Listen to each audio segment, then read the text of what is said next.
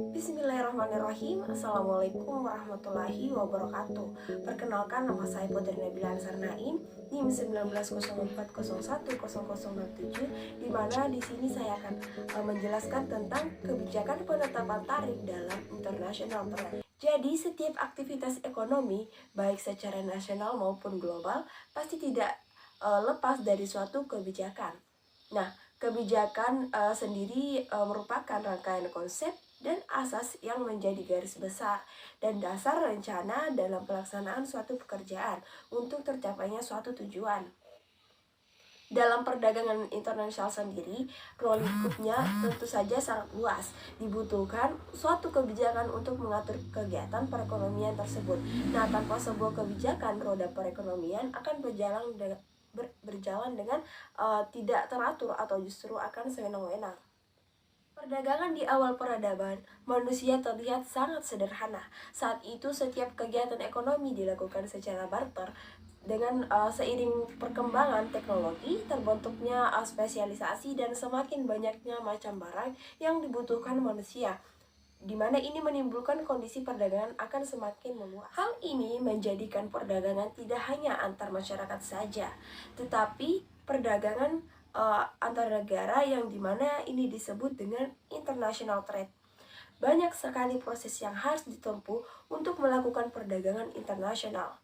Tentunya hambatan-hambatan pun akan muncul, seperti hambatan politik, tarif bea cukai, administrasi, kuota, dan hambatan kebijakan lain yang semua negara memilikinya secara berbeda-beda. Proteksionisme adalah salah satu kebijakan yang disengaja sebagai usaha untuk membentuk hambatan-hambatan perdagangan seperti tarif dan kuota, dalam rangka melindungi industri dalam negeri dari persaingan luar negeri.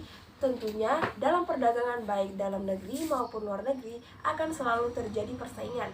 Nah, adanya hambatan-hambatan itu merupakan aksi negara dalam menjaga persaingan perdagangan internasional. Hambatan non-tarif sendiri berdampak pada arus masuk dan keluar barang dari suatu negara.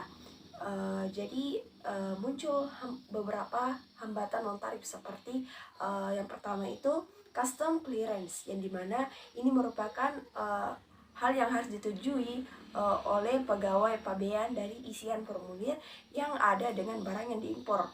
Selanjutnya ada custom valuation, di mana penilaian atas barang yang diimpor, di mana aparat bea dan cukai tidak selalu mempercayai harga yang tercantum pada invoice barang. Ketiga ada custom classification, yang dimana merupakan rincian klasifikasi untuk beberapa jenis barang yang diimpor.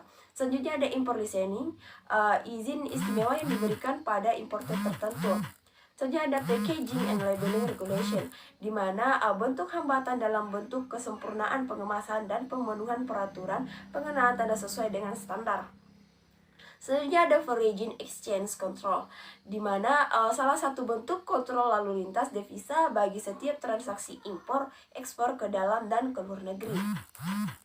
Selanjutnya ada consular formalities, adalah hambatan yang mengharuskan importir menunjukkan adanya surat dari konsuler dari negara di mana barang tersebut diimpor. Nah, tentu saja hambatan non-tarif ini mempunyai pengaruh.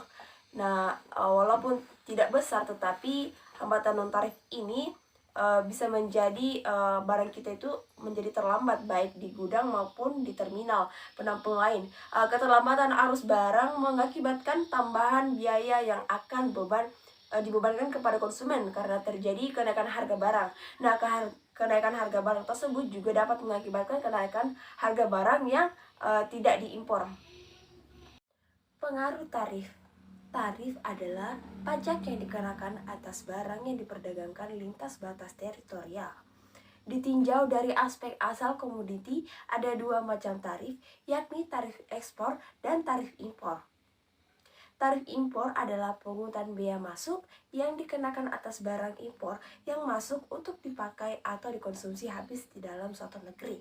Nah, tarif impor sendiri berdampak pada penurunan konsumsi domestik dan kenaikan produk domestik. Berkurangnya volume impor akibat tarif impor tercipta pendapatan tambahan bagi pemerintah dalam bentuk pajak, serta terjadinya retribusi pendapatan dari konsumen domestik. Tarif yang diberlakukan pada barang-barang impor bertujuan untuk mendapatkan peningkatan harga domestik produksi impor yang membuat produk domestik bisa berkompetisi. Tarif impor akan dibebankan pada harga jual barang atau jasa yang akan dibeli konsumen, sehingga menyebabkan harga barang atau jasa bertambah tinggi. Di pasar domestik sendiri, harga yang berada di pasar adalah harga ekspor ditambah tarif. Jadi tarif atau bea masuk adalah salah satu cara untuk memberi proteksi terhadap industri dalam negeri. Itu saja yang dapat saya sampaikan mengenai kebijakan penetapan tarif dalam international trade. Wassalamualaikum warahmatullahi wabarakatuh.